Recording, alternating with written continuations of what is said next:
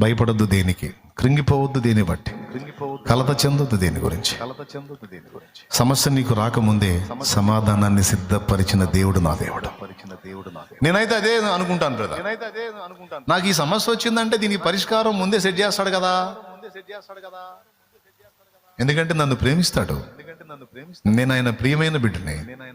అరే వీడికి సమస్య రాబోతుంది అంటే మీరు నమ్మండి నమ్మకపోండి, 7 సంవత్సరాల తర్వాత నేను ఎదుర్కోబోయే ఒక ప్రశ్నకి 7 ఏళ్లకు ముందే ఒక మధ్యాహ్నం వేళ నన్ను ప్రేరేపించి, మీరు నమ్మండి నమ్మకపోండి, 7 ఏళ్ల తర్వాత నేను ఎదుర్కోబోయే ఒక సమస్యకి 7 ఏళ్లకు ముందే ఒక మధ్యాహ్నం వేళ నన్ను ప్రేరేపించి ఒక ఇంటికి పంపించి, ఆ ఇంట్లో నాకు కావలసిన వస్తువు దొరికేటట్టు చేసి 7 ఏళ్ల తర్వాత దాన్ని ఉపయోగాన్ని నాకు చూపించాడు దేవుడు.